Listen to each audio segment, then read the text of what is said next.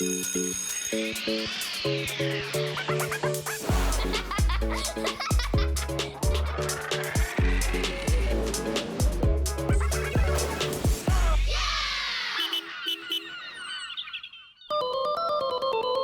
to After School Hub.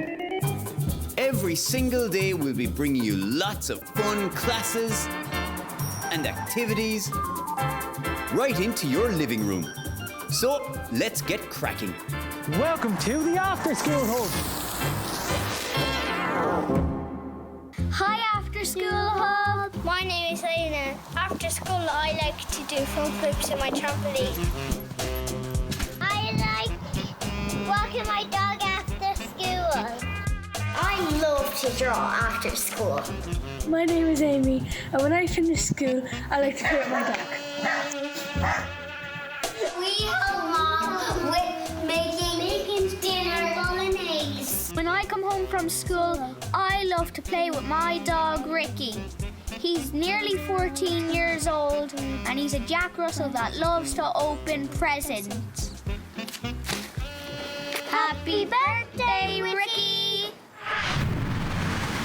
Steve Gachenia, good afternoon and Cunas Tashiv. Today we're going to be talking about pets. So let's go through some different types of animals that we can have as pets. There are reptiles, like this gecko here. Now reptiles are really nice pets, but because they sometimes come from warmer climates, lots of reptiles need to have heat mats, and you need to make sure they have the right tank with enough space for them, which can be expensive.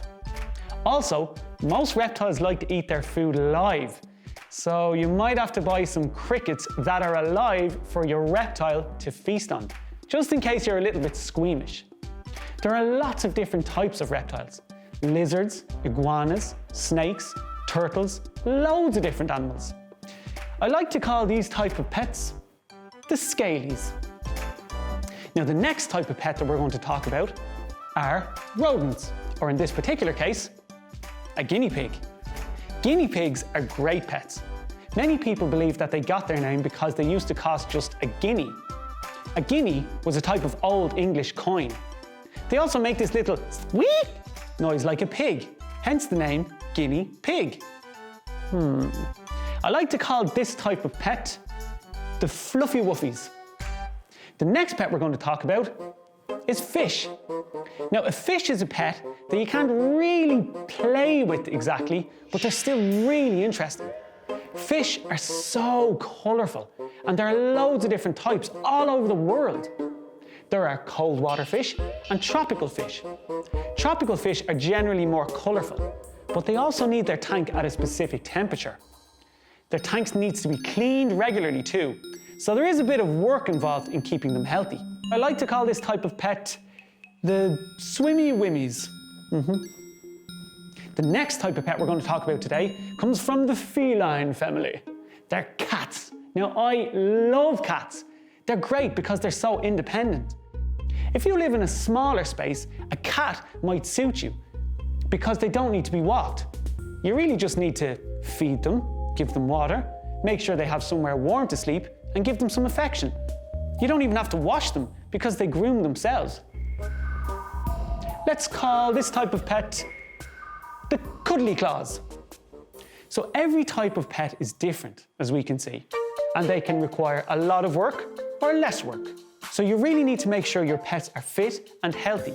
And when you're choosing a pet, you need to make sure that you can keep them fit and healthy. But there are also many benefits to having a pet, health benefits. Think about it. If you have a dog, you have to get out and walk your dog. Therefore, you're getting exercise. Also, if you're out with your pet or walking your dog, you're bound to meet other people out walking too. So it's a really good social thing having a pet. They say that petting a cat is very relaxing and it helps you focus. So you should actually pet an animal before you sit down to do your homework. It calms your brain and helps you focus. Having a pet also boosts your self-esteem. That's how you look at yourself. Experts think it's because you have a little creature that loves you, and because you love it, that makes you feel good about yourself. How cute is that? Now there's one more pet that I mentioned that isn't up here, and this animal is actually the most popular pet in the whole world. And the reason it's not up here is because I wanted to show you. Ladies and gentlemen, boys and girls, children of all ages, I'd like to introduce you to my dog, Django. Come here, buddy. Thank you for coming in to see me. Have a treat. Here you go. As you can see, he kind of does his own things, has a little bit of an explorer around the place, lots of different smells and sniffs. Come here. Now, good boy, you ready? Go catch, that's my best boy, that's my best boy. Django was a lot smaller when we first got him, and he's a bit wild. Belly, that's the best boy, he's my best boy, there you go. So we started training him, because training him makes him use his brain, which tires him out and calms him down. And when you train a dog, it actually makes them cleverer. So smart pets need to be stimulated, otherwise they can get restless. So we are going to show you his tricks. High five, high five. Good boy, sit. Belly, good boy. Yeah. There's your treat, good man, yourself. Oh. Hey, where you going? Come back here. Come here. Come here. Good boy. Now, calm dog. Django is a great friend of mine, and if I'm ever in a bad mood, I just have to look at his funny little face and he cheers me up straight away. Come here to me. Come here. That's the boy. Hey, Munter John. Hey, Django. Oh, hi, James. Well, now, Munter John, I was thinking, if Django is going to be on the hub, then maybe he can answer these interview questions. Oh, brilliant. We're ready. We spend a lot of time together, so I can probably tell what he's going to say. Okay, here we go. Question 1. I smell like Seamus, but who or what do you smell like? He smells like Seamus. Who do you smell like? Oh, very interesting. He smells like sticks and mulch from the park. Okay. And that brings us nicely to question 2. Now, you go to the park with Munter John. You see the wheel of a car, a tree, and a gatepost. What do you pee on? What do you think? Oh, really? He says all 3. He drank a lot of water that day. Great answer. Okay, my third question is about doggy treats. Now, can you name your top 5 doggy treats? What'd you say? Oh, yeah, okay. He says bonzos, bonzos, bonzos, bonzos, and sometimes Marxos, but only if there's no bonzos. Bonzos! Oh, great choice. Let's go get some bonzos right now. Come on, Django. Come on.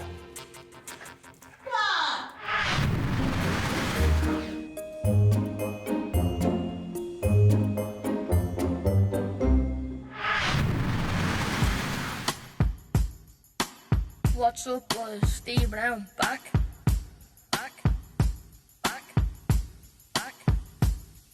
It's Steve Brown on a G-Funk beat, dropping points all day like Miami Heat. Yeah, I'm doing interviews, I get no break, catch me in 40 foot, or catch me in flakes. People asking me, do you know Dustin? Me saying no, I only know Justin. What's up? I'm Steve Brown, I'm 14 and I'm a comedic rapper from the Noggin. Get a San Zero from the Noggin. Then we have a game of slogans. So it's Sally Noggin. It's the place where I grew up, the place where I live. It's where I go to school, where I play football, where I go out with my friends. So it's like, it's my hometown. And so I said, I'll make one about the Noggin because I know how special the Noggin is to me. So that's how it started. We end up in Honey Park. Lads have to go, it's getting dark. The beat for the Noggin song is very simple. I learned how to make that on the launch pad on the keyboard. My nanny actually bought me it she gave me the money to buy it for Christmas, and I was looking around town for it. I spent the whole day, and then I came to this, it was one of the last music shops out in town, and I found it, and I was so happy with it. I couldn't wait to get home to use it. You would never see a Lambo. Come to my gaff if you want to see Sambo. I wrote all the lyrics and I gave 2 of my mates a verse each, but they weren't really keen on it. So then I just done it one night and I knew the lyrics off by heart somehow. The first ever rap I wrote was in first year when this chap called Gary, he came in. They do it every year, it's part of the junior cert, and it was a rap workshop, and then when I done that, I fell in love with rapping, so I was very enthusiastic in that class. Gary told me, and I'd done a rap with my class, and then that's how it started. That was the first thing I've ever wrote.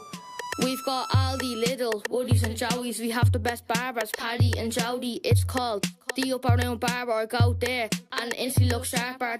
And then a lot of my friends started sharing it up on their stories on Instagram, and I was like blown away because I had a couple of hundred views in 2 days. And then the next day my mum comes home and goes, "Steve, what's with you and the rapping?"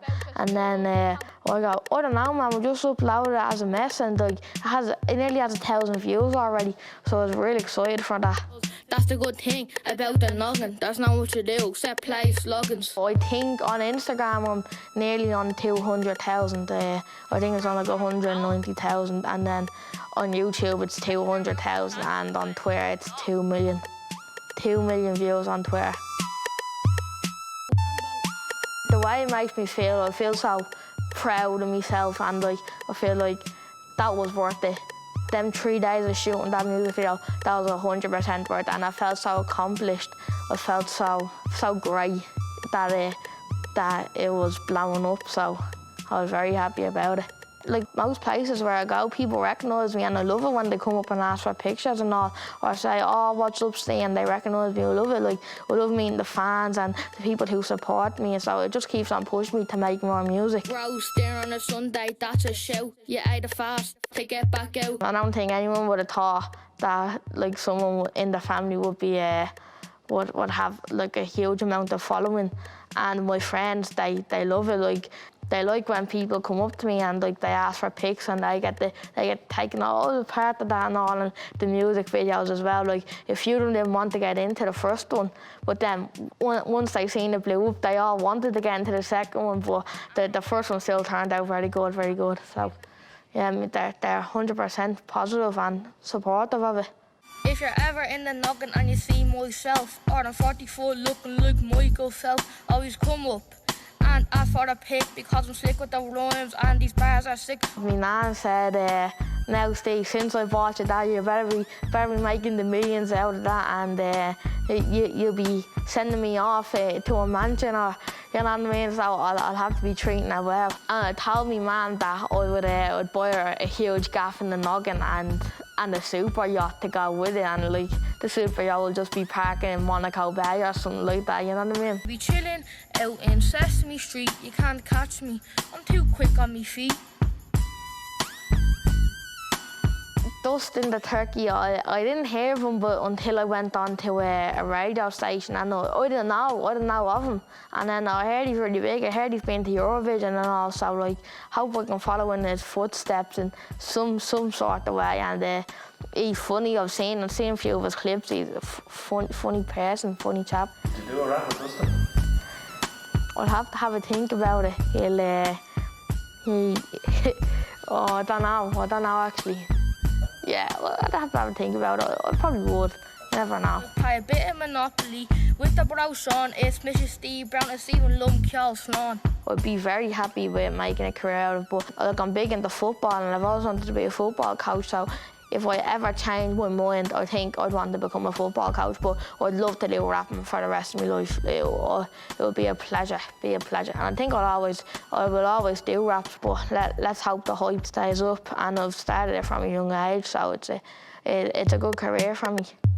Get a San Zero from the noggin, then we have a game of slogins. We end up in Honey Park, lads have to go, it's getting dark. We miss those great times, the noggin was unknown for crime. It was safe and sound, the best place ever around. So, yes, man, now I wrote a rap about my hometown, so I want you at home to make a little rap about your hometown or something you love to do, and make sure to send it in to us, and me and the crew will give it a quick listen. And from here on in, boys, I'll have to love yous and leave yous. Don't go anywhere. We've got lots more in store for you after the break. Skelly's just had an accident.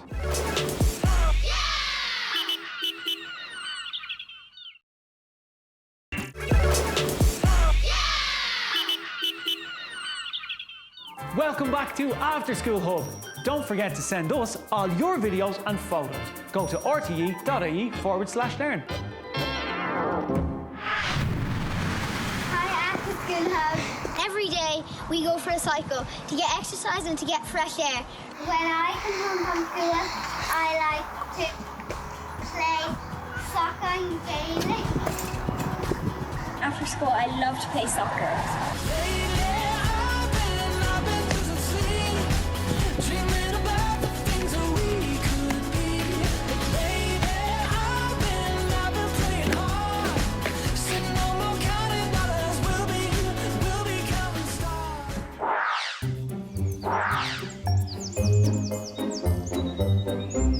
Hello, it's Phil. Nice to see you. Today I am in my space because anywhere that I am doing science is my space. The same goes for you. Science, technology, engineering, maths. Science can happen anywhere. So anywhere you're doing science, it's your space. And today we're talking a little bit about some stuff that happens in space. Things that move around other things. What might you call them? Satellites. We're talking about satellites in circular motion, and we're gonna not go up into space, but we're gonna talk a little bit about it. We're outside. It's a little chilly, but it's a nice day. One of us brought a jacket. Didn't give me his. I have a hoodie, but we're fine. We're gonna talk about big things in the sky, like the moon. There's a pretty big thing that you see every evening, pretty much. And the moon moves around our Earth in a circular motion. Keeps going round and round and round. It gets a little bit closer sometimes, but generally it's just going round and round in a circular motion. It's not getting pulled too close, or it doesn't go flying off in another direction off into space. That is because gravity is pulling the moon towards us. And even though the moon wants to go flying off in another direction, the gravity that's pulling us there, the same thing that when you drop something, that something falls to the ground, moon keeps staying in a circular motion around the Earth and not going flying off into oblivion.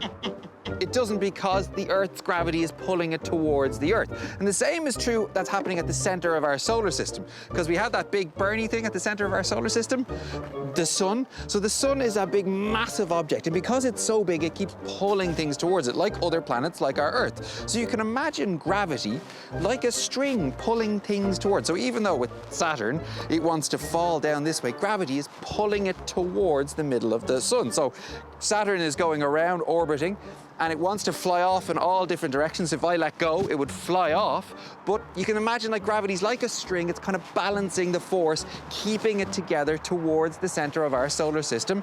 So Saturn keeps moving in an orbit around the sun, which is nice. Now, this is kind of a little bit abstract. Skelly's just had an accident, and I'll be back with you momentarily.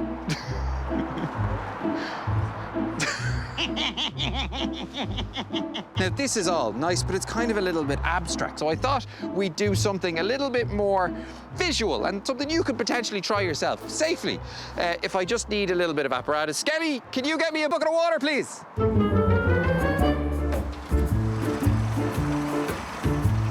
Yeah, wow, that's enough. Yeah, look, enough. Thank you. Stop. So, Skelly has filled the bucket with water, just to prove that I am not fibbing. Just do that. It'll look fabulous. So there's water in this bucket, and what I thought I'd do is that I would try and turn this upside down over my head without the water falling out. Okay, so bucket of water. I'm gonna try and turn it upside down over my head. It's gonna be falling at about exactly the same rate as the bucket. So the water's gonna wanna fall, the bucket's gonna be falling at the same rate. So it should stay in the bucket because things that are moving have inertia. They want to go and stay going in the same direction with that same speed until another force acts on them. So if I was holding this bucket here, I'm not spilling it on myself right now. Gravity is pulling it down. It wants to fall to the ground, but the balancing force going in the other direction is me holding the handle. So there is a balance between the force going up and the force going down. Okay, so let's try it. Now you could try this at home yourself as well, but I will say try it outside, not inside, and try it with a bucket that isn't metal. Try like this is a metal handle, but it's a plastic bucket. Try it with no water first, and also have a responsible adult around. Like, you need to be safe. Take care with what you do. So we're going to try and do this now. So I'm going to try and spin this now. So I'm going to start nice. Starting is never an issue. Stopping kind of is. You ready? So we ready? The tension is unbelievable. You ready? Bucket strong. 3, 2, 1. Okay, so now I'm swinging the bucket and there is a load of water inside it. Now, right now, The bucket is upside down over my head, but the water is staying in it because it's moving at exactly the same pace and falling at the same rate as the bucket. And because it's going in a circular motion, like satellites, it keeps going round and round and round and doesn't fall on top of me.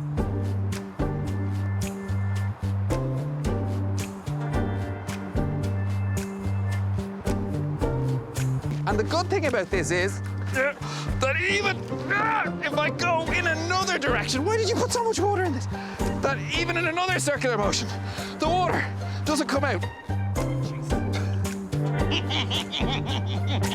Now, starting isn't the issue, but stopping, whoop, whoa, that was so close, doesn't. Okay, so we're gonna slow down, slow. Haha, see? There we go, just to prove, look there. There's water in this. So, what I thought we might do to show that even, because you can't see the water in the bucket, is do something even more dramatic, even more impressive, just using the same little bit of science, simple science that we've done here. So this circular motion, things want to stay in the same place. So what I thought I'd do is I'd take a tray, a little whiteboard tray. I've put 4 strings on it so that it can be supported like this. And I have a beaker, and I am going to add some of the water that we had that Sketty put earlier on. I'm going to pour it into this, and then I'm going to, just so you can be able to see what's going on, I'm just going to add some blue food dye into it, which will look amazing. And then I am going to try and pick this up. You didn't see the water in the bucket, but you can see the water in this. I'm going to spin it around my head. And yes, if you're trying this at home yourself, well, try it outside, possibly get a responsible adult or responsible person to be able to do this with you. Start just with spinning, then with no water. Don't use glass, this is a plastic top. So just be careful trying it. Like, experimenting is good, but do it safely. Safety first. Okay, so force at the moment balanced. Gravity pulling down, strings pulling up. Okay, so let's go try. So that bit I could do. Starting is never an issue. Stopping, however, potentially might be. Okay, so we're gonna go so far and... Yes! Okay, I should have trusted this, but yes, it's working perfectly. Water on a thing, not fixed to anything, going round my head.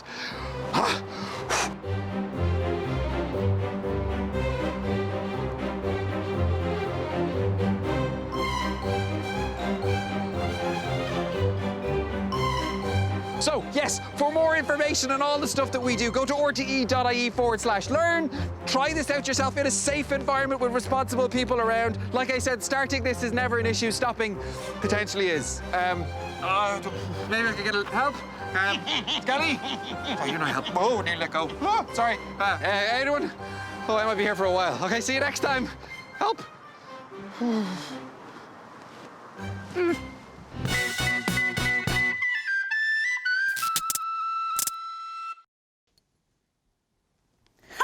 Welcome along to Martin Shed. Today is a very special day. No, don't tell me it's still Halloween. No, Martin, it's not Halloween. It's Day of the Dead. It's a very famous festival in Mexico. Oh. And I've made an ofrenda. Oh, what's that? Well, it's kind of like you lay out food and drinks for a reunion. It's like a celebration of your past relatives. Like my one. This is James Finton Lawler. He's a famous Irish revolutionary from Laois. And he's my great something, but we're about 5 generations out. And he's very fond of bananas. Do you know what? Rather than me trying to explain this, why don't we fire up the communicator and we'll have a look and you might get a better idea of what Day of the Dead actually is. Oh, it's really heavy, don't see. All right, let's... Okay, let me just tune it. It's on? It's on. Hold it there. Let me just... Okay, and let me just... There we go. Don't move. Oh, look, that's one of those ofrendas, isn't it? Oh, wow. Amazing. That's face paint that they do on Day of the Dead. To kind of signify the dead. Hola! Oh, who's that? Wait, what's going on with the signal? Oh, look! I can't believe it. Look at you two. MC and Martin, you got a little Day of the Shed? That's so cute. Me llamo Katrina. Oh, you're Katrina. Well, so tell us, are you dead? And what's that like? It's not so bad, you know, because it's the spirit world and everybody's really relaxed and, they got nothing to worry about because they're already dead. What's Day of the Dead like for you? It's like a Christmas for the dead person. Yeah, you get all dressed up, it's very colorful, and you get the presents from your familia. And they come in the form of an ofrenda. So you get food, you get flowers and all these things. Oh, there's also singing and dancing and poetry. It's a celebration. You know what, Katrina? I'm thinking of doing a bit of an ofrenda myself. Have you got any tips for me? Huh? So with the ofrenda, the people, they are welcoming back their familia from the spirit world. But that's a really long journey, So you get hungry. So they make you, bread and hot chocolate and the nice things too, like sugar skulls and things like this. So it's really nice and everybody has a great time. Yes, bye-bye. Adios, Martin. Adios, MC. Muchas gracias there, Katrina. Thanks, Emil. That was deadly. Sorry. Hey, listen, I think I know who I'm going to do my ofrenda for. Amazing. And Martin, as you can see, I'm a bit of an ofrenda expert, so if you need a hand, let me know. Oh, that's perfect. Or not. Fixing that up for me there and see. Sure, do you want me to arrange it any sort of way, or...? Any way at all. Any way at all. Oh, he'll love that mouldy bread. Generally, it's supposed to be edible, Martin. Okay. Up and see, will you hold on to it? Okay, just you're throwing everything at me, Martin. No. Here we go. Wow, he was a basketball player. Good job, Marvin. I didn't know they played that in the 21st century. And that's a picture of him. You've drawn a picture of him on the back of a spoon. Yeah, there he is. Why not? My granduncle, Marvin Pine. He was a military man, see. Oh, wow. Yeah, he fought against the grey squirrel. Yeah, and they say in the end, he just went nuts. They say that I have his nose. That's his nose there, is it? Yeah, this is his nose right here. Okay, just put it in the mix. But you know what, Martin? I will say it is very unique and you'd know you made it, so well done. Here's to you, Marvin. Here's to you, Marvin. We'll see you in a while.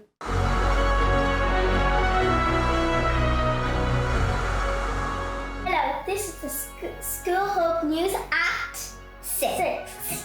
Loads of kids have been going back to school these past few months. We're all excited that we got to see our friends, but we're all dreading the homework. And to you, Coco? No, you can't read, sorry. We should all keep washing our hands and we should all stay safe. See you at the 9 o'clock news. Bye. Oh, hey everybody. Fáilte After School Hub. Woo! Fair Hormsa. That's right, I'm bottle tossing. Now, this has probably at some stage driven yourself or your teachers mad, and I'm sure that lots and lots and lots of you have tried it. So what is so great about bottle tossing? Whoop. Oh, well, it's the whole point of the game, isn't it? Which is to make the bottle balance. That's what we're going to talk about today. We're going to do a bit of science. So, answer this question for me, please.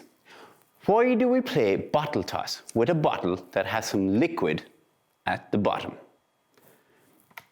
Let me ask you another question. Is it easier or harder to play bottle toss with an empty bottle? I'm sure that you'll agree. Where's my empty bottle? That with an empty bottle, it's much harder. The reason it is easier with liquid at the bottom is because the weight drags down to the bottom of all the liquid, and it means that the center of the gravity is much lower. And it's very easy to balance something when the center of gravity is very low. Now, so remember, when you are putting liquid into your bottle, you are lowering its center of gravity. Now, let's try an experiment with a regular shape.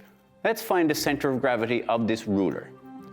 You probably have a ruler in your school bag, something you can practice on.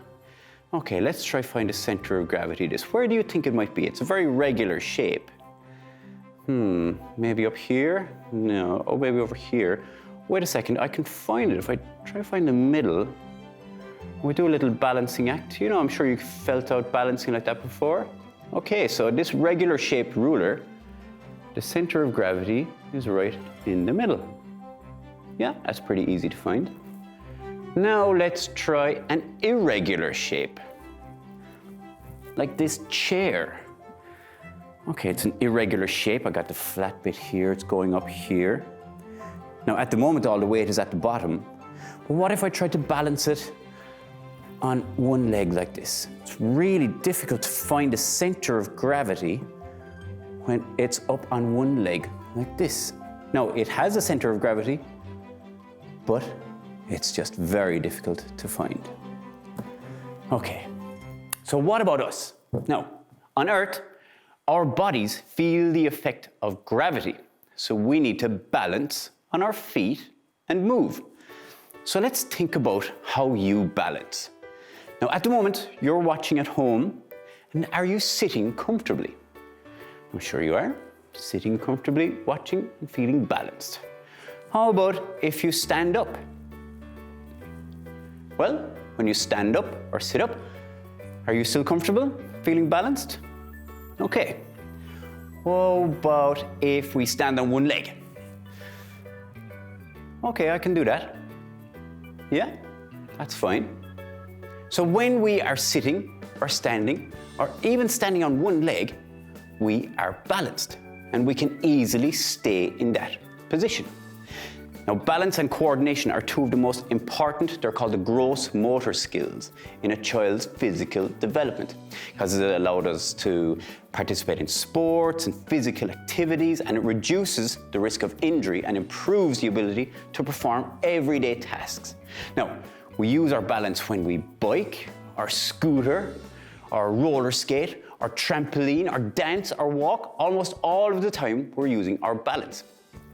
But our weight isn't down low, like the water bottle or the clown. So how come we're able to balance so well? We'll do a quick experiment that you can try at home to find out. Now look at this chair. Now, I'm just going to take a seat if you don't mind. Now, okay. Now I'm going to stand up, and I'm not going to use my arms, and I'm not going to lean forward.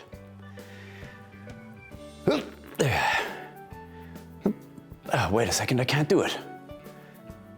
I can't stand up without leaning forward using my arms, because I'm completely off balance. So what does that mean? I need to lean forward, and then I can stand up.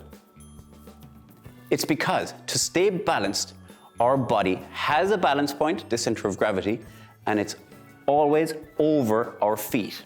So watch very closely as I stand up from the chair again.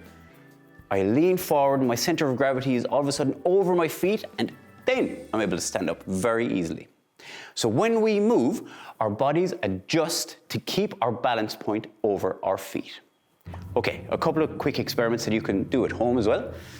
Let's see. Oh, I'll need a bottle cap for this one.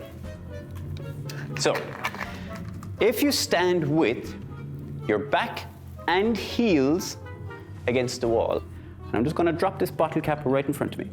There it is, right there. It's right there. Now, try and pick it up. Remember, your back and heels are against the wall. My heels are coming off the wall, and if I try and pick it up, I'll fall forward. But why is that? Because my center of gravity, if I was to pick up that cork of that bottle, my center of gravity would be forward. It wouldn't be over my feet anymore, and I'd fall forward. Okay, another quick one. Very easy balance experiments that you can try at home. Now with this one, I want you to stand with your shoulder and your head and your foot touching the wall, and your feet a little bit apart. What I want you to do is the foot that's not touching the wall, I want you to see if you can lift it up off the floor. Whoa, I'm falling immediately because my center of gravity is going completely towards the wall, and when I lift my other foot, I've got no balance. So, I'd love to see you having fun with balance. If you do cartwheels, if you do skateboarding, trampoline, gymnastics, bottle tossing, like this. Oh, that would have been so cool. I'd love to see you having fun with balance. Ma Shiv. See you next time. I give up. Sometimes after school, I like to go to the playground. Just bring the camera around a minute.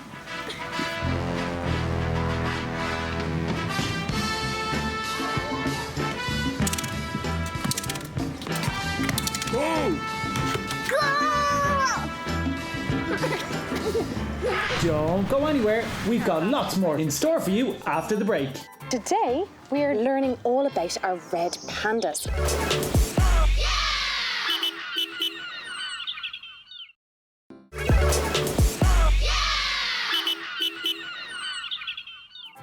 Welcome back to After School Hub.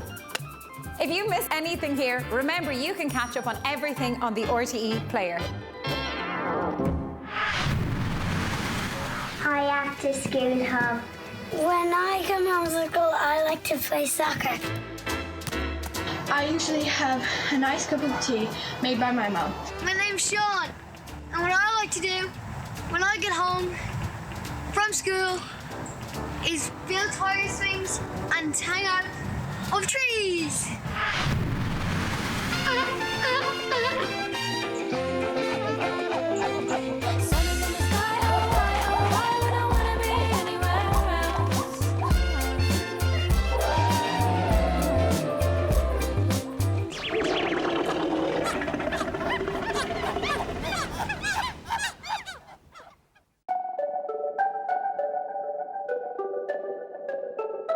Hello and welcome to Dublin Zoo. I'm Kelly from the Discovery and Learning team, and today we are looking and learning all about our red pandas in the background.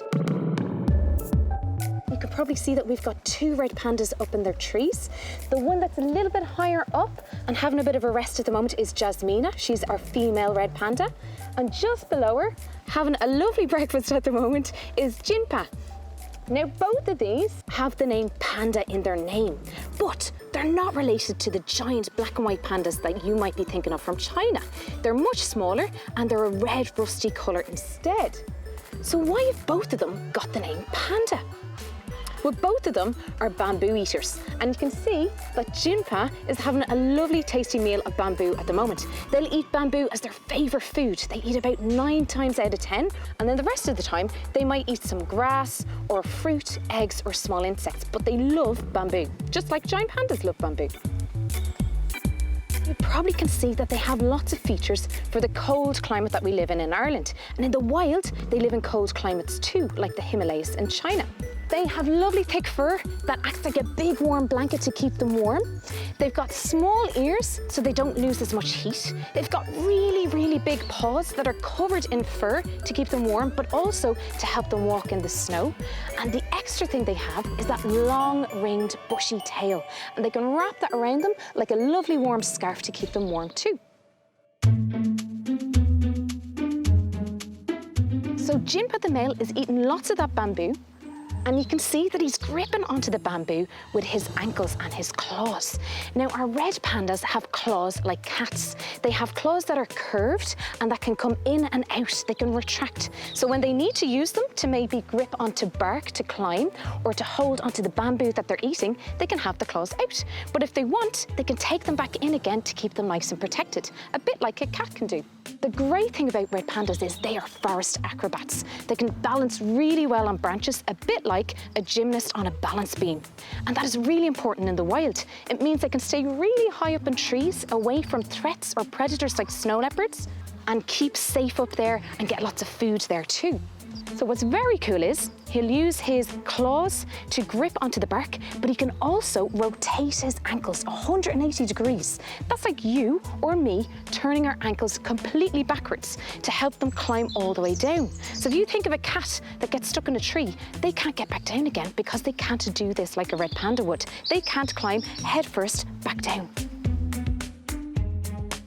Now, they spend about half of their day resting. And some of that is because they like to have sleep, but also is because the bamboo doesn't give them a huge amount of nutrition, so they have to eat lots of it, probably about 20,000 leaves a day.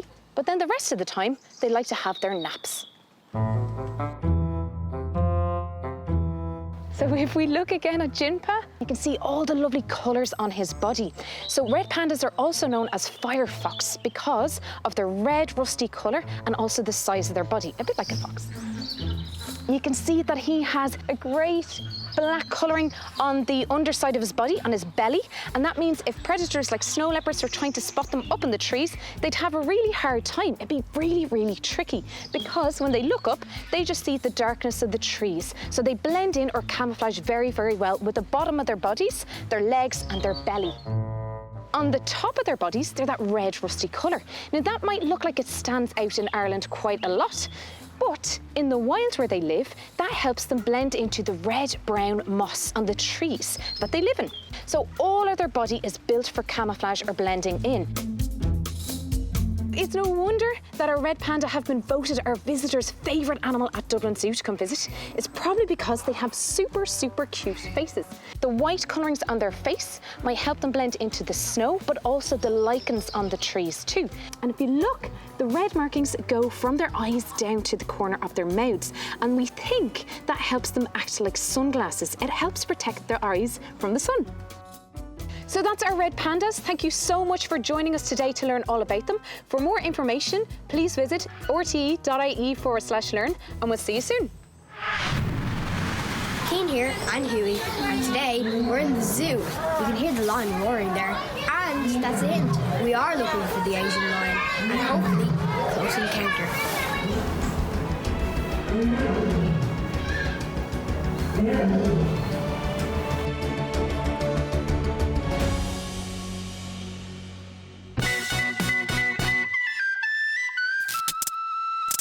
Welcome back to Martin Shed. We're talking Day of the Dead here with our ofrendas. Yeah, imagine hanging out with your dead ancestors at a festival all day. Oh, we should have Day of the Dead here in Ireland. Yeah, well, we tried it here today, but don't forget there are lots of festivals around Ireland. Like at home where I live, we have the Ossory Show, and every year we have a Little Miss Ossory, and I won it when I was a kid.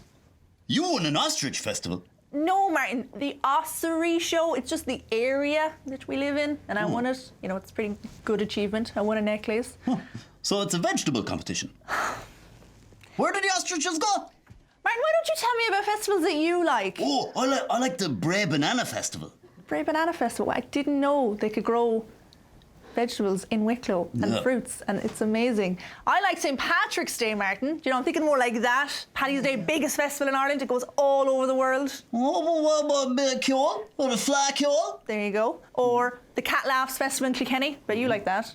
Oh, cats? No, I'm not going to a cat festival, no way. Well, sticking with the animal theme, what about the Puck Fair in Kerry? Oh yeah, Puck Fair. That's the one where they make a goat the king of the town for the whole weekend. Yeah. Hey, you know, my mate Gary, he went to Puck Fair last year. Oh, and he's a goat, by the way. Gary the goat, yeah. You should hear the story. When my mate Gary rode into Killorglin, he never knew he could be so popular. They put a crown upon his crown. He taught himself the bog and crazy. Hallelujah, hallelujah, hallelujah, tan pucker bulla, hallelujah, hallelujah. That's it. A festival. We should hold our own festival here in the Shed. Shedfest 2020. Oh yeah, that's a great idea, MC. And I've got just the idea for the festival headliner right here. Well, I like your enthusiasm, Martin, but we haven't actually picked a theme yet. We'll see you tomorrow. See ya.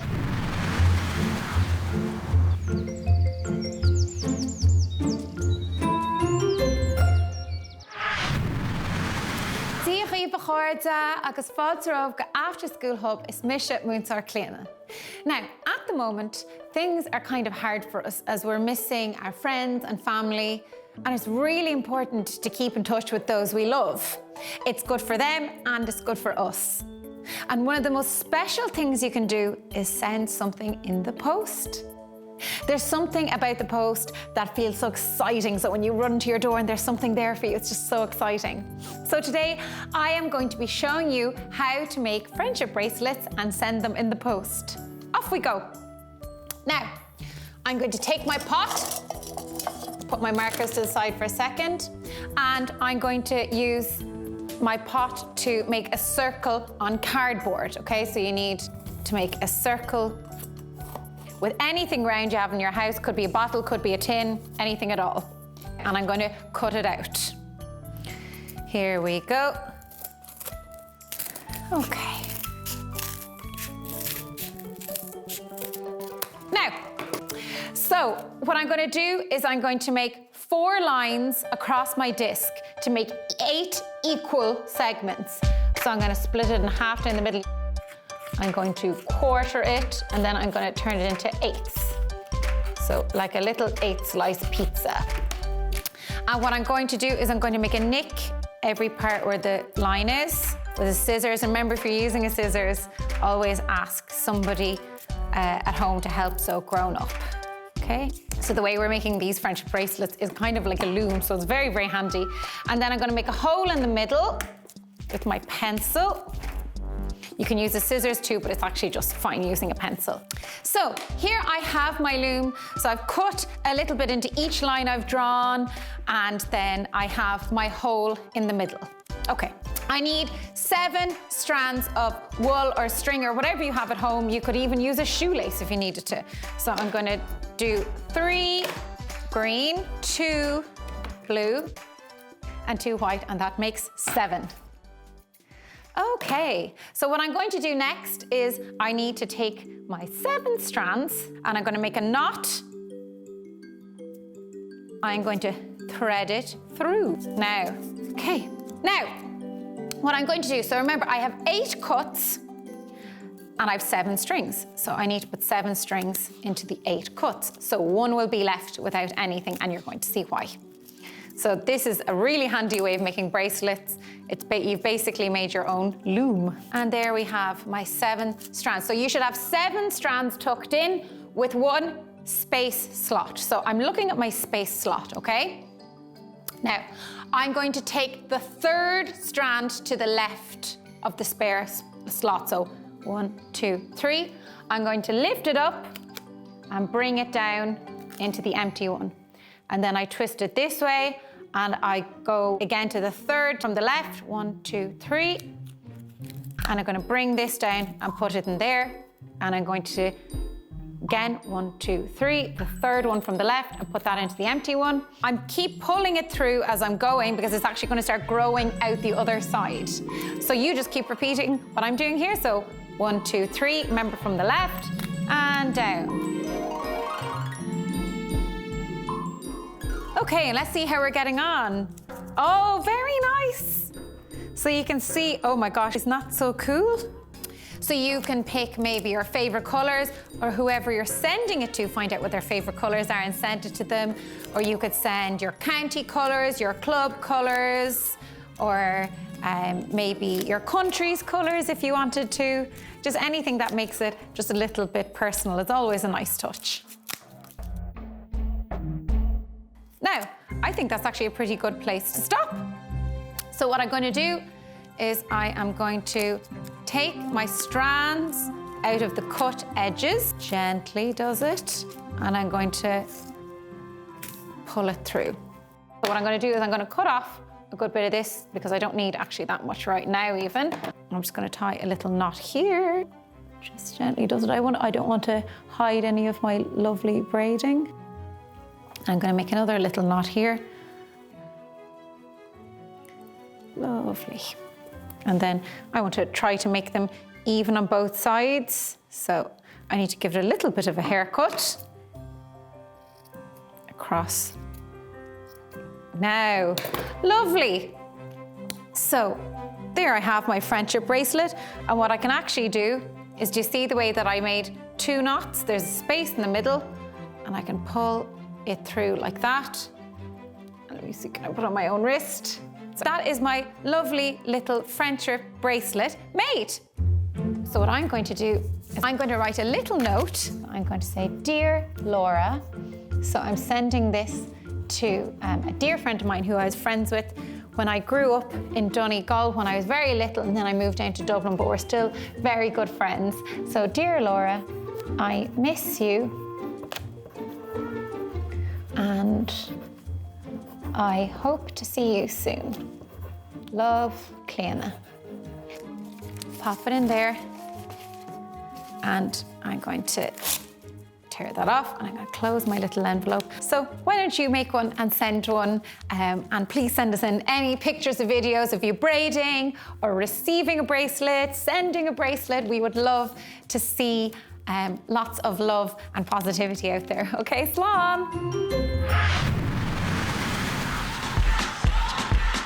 Now it's time to dance.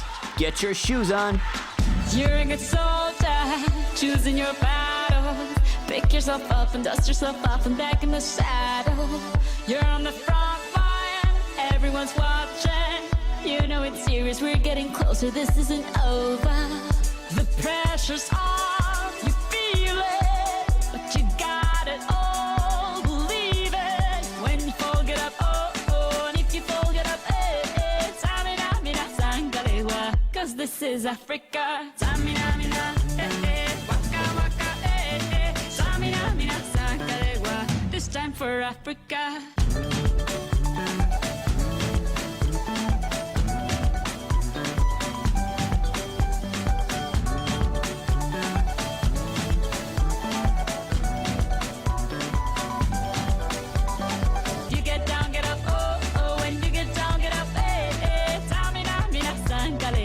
This time for Africa. Thanks for all the videos, guys. Fishe shin out. Catch us Monday to Friday, 3:20 to 4:20 on RTE2. Join us and join in.